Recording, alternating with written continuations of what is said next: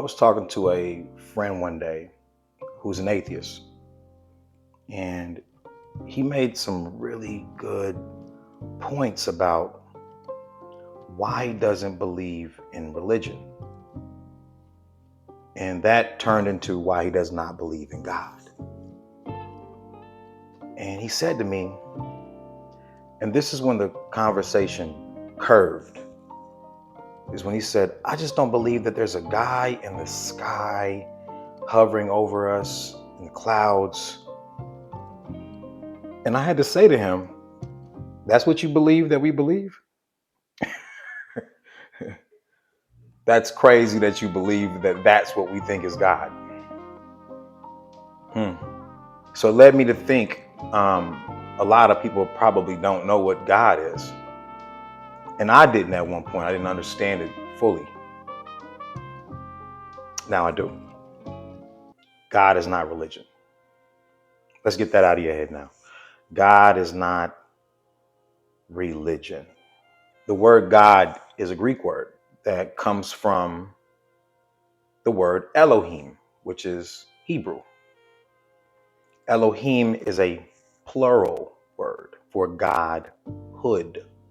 We can have manhood, we can have womanhood, and we also have godhood, which is our spiritual intelligence, the highest form of ourselves. This was the original way that this term was spoken, was Elohim. When the term Elohim got changed to the word God, it lost its meaning. It means godhood. And what they changed God into meaning is like one singular thing. God is a singular word, but it comes from godhood.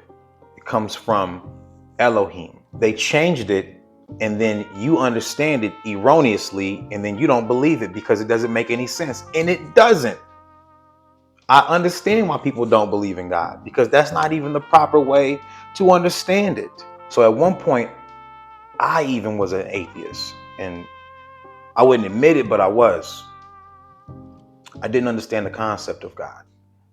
And then when I went to do research, real research, I was about 23, and I looked up these words and the essence and the etymology of these words, and I understood it differently. It became a moneymaker, a way to control people. Religions have ruined the concept of God for a lot of people because of the capitalization that goes on with religions. From holidays, celebrating holidays. Like, what does a rabbit have to do with Easter at all? Rabbits don't lay eggs. Rabbits don't even eat eggs. They're vegetarians. Or what does Cupid have to do with Valentine's Day? Or what does Santa Claus have to do with Christmas? And what does a tree have to do with Christmas at all? You know, these things come from like winter solstice. That's another conversation I don't have time to have right now. But once I really looked it up and understood what godhood meant, I realized it takes a very mature mind to even understand the concept of godhood. Most kids don't even understand manhood. Most little girls don't even understand womanhood. How could they understand godhood? That's higher than both of those. Godhood is the level of spiritual intelligence that we have. We're the only animal that has emotional intelligence. Emotional intelligence is spiritual intelligence. Why do I say that? What is spirit altogether? Spirit is intangible, it's incomprehensible, it's undescribable. You just have to feel it or know it. Basically, something you can't put in a bottle and just give away, or something you can't just, hey, smoke this love and you'll feel, hey, smoke this anger. It's something that's intangible. You can't describe it. You can't give it away. You only can have it. We're the only species that can cry tears, emotional tears. And we can cry from not just one thing. We can cry from sadness. We can cry from happiness. We can cry from, matter of fact, the extreme level of happiness is tears. The extreme level of sadness is tears. The extreme level of every spiritual quality that we have is tears. Our nature is spiritual. Spiritual intelligence is our nature, just as it is a bird to fly or a fish to swim. Our nature is spirituality. It took millions of years to get our brain to be as big as it is right now. This is what we are. We are a spiritual being. We are the only animal that can cry tears of joy and tears of sadness and tears of pain. That's why tears make pain go away in the first place, because it's the highest level of spiritual intelligence that you can have. It makes pain go away. It's crazy because when you're crying, you're losing your manhood, womanhood, and you're going into your godhood, because it's the highest level of spiritual and emotional intelligence. That's why it cures pain. That's why you feel like you took a Xanax after you cried, because you just left your physical nature and went into your spiritual nature right there. So emotional intelligence is our superpower. That's what gives us godhood. We're the only species that can understand it. Emotional intelligence is spiritual intelligence. That's what it is.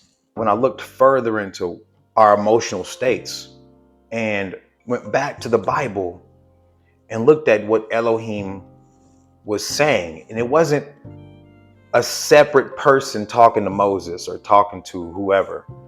It was always that person talking to themselves.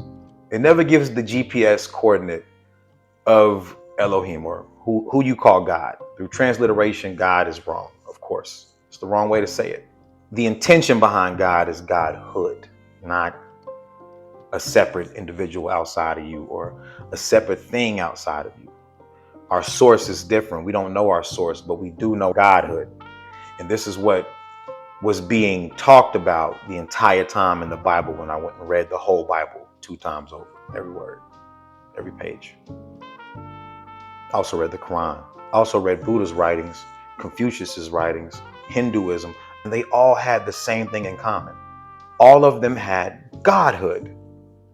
All of them had spiritual intelligence. All of them had emotional intelligence and why we do what we do and why we feel how we feel. And the religious part of it gets involved in it, and it almost destroys the godhood part of it, because it seeks to put control on people when people are not supposed to be under control. They're supposed to be under their own control. That's what godhood is. That's what God is.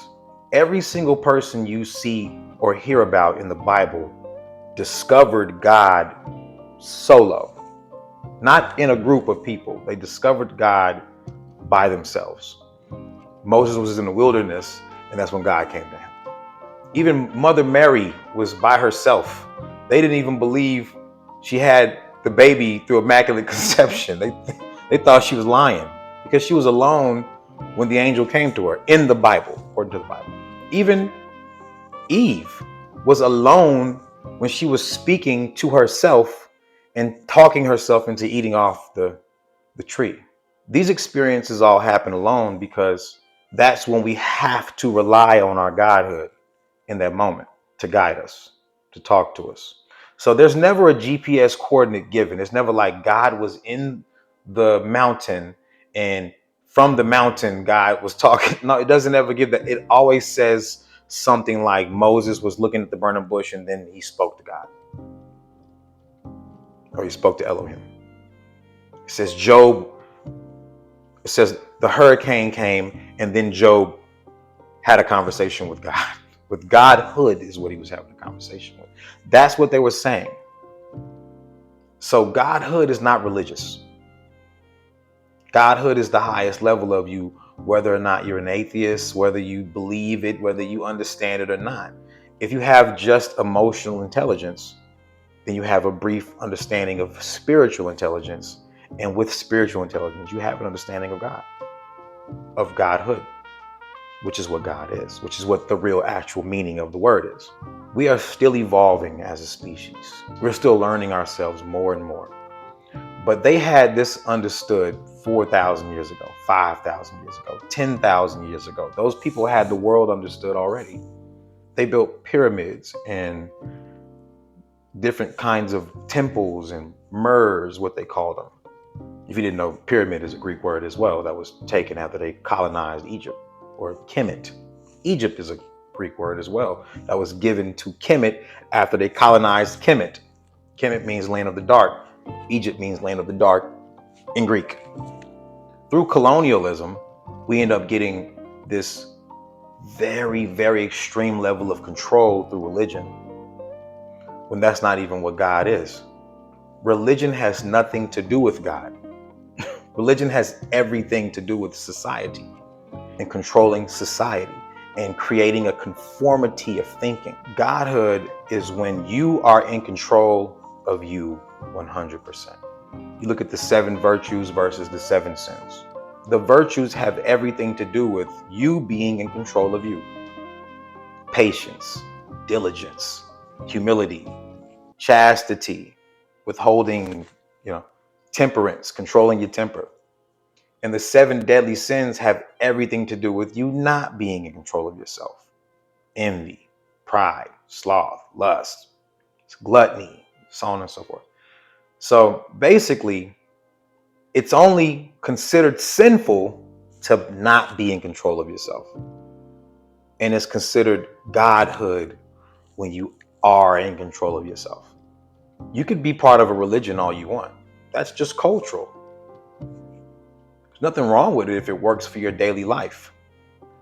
If it helps you through life every day. If it's a practice and a regimen that you like.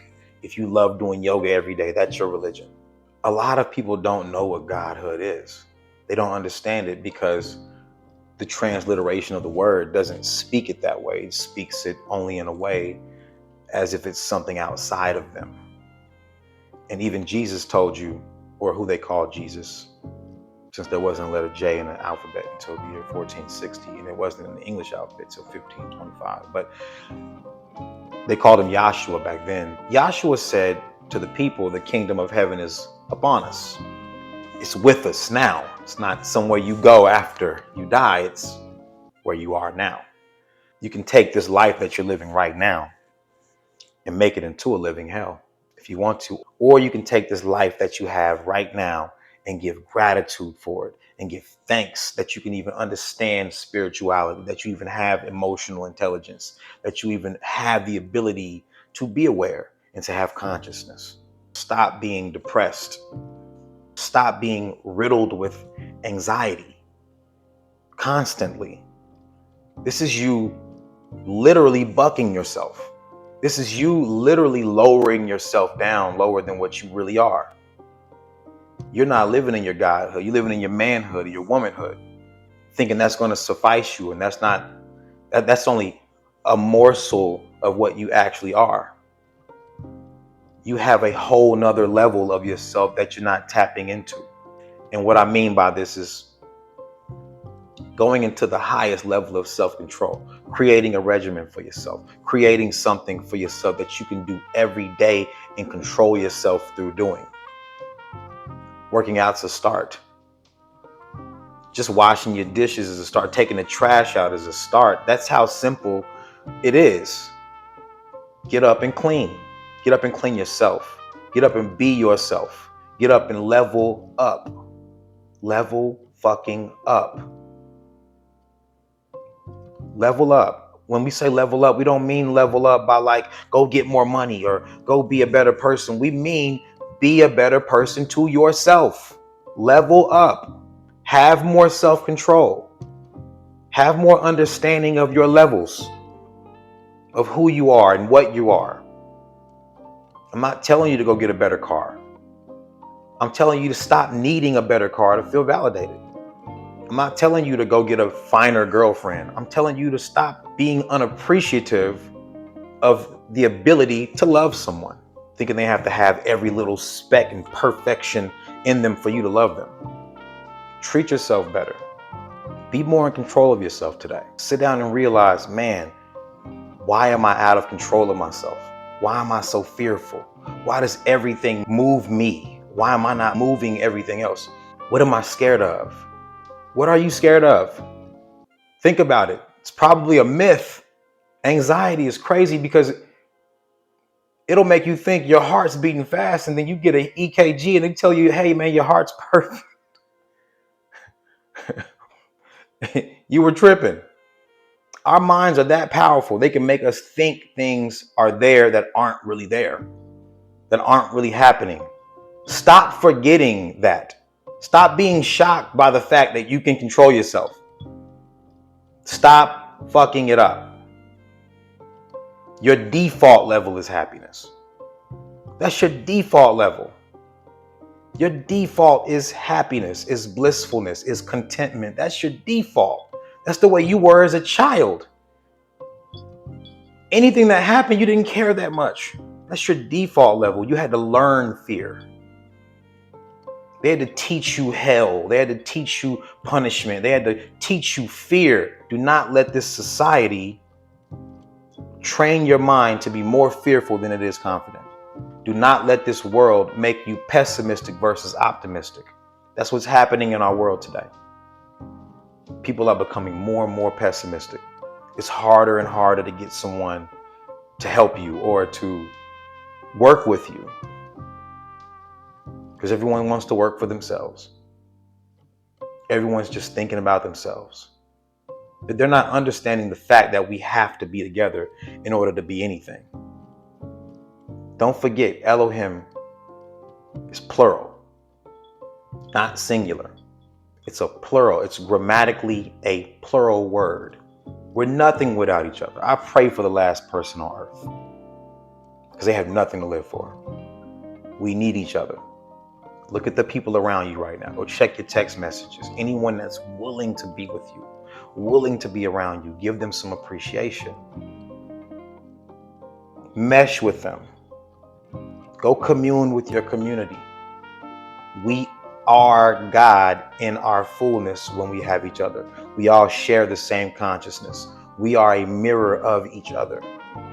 I see myself through you. You see yourself through me. That's the way we understand each other.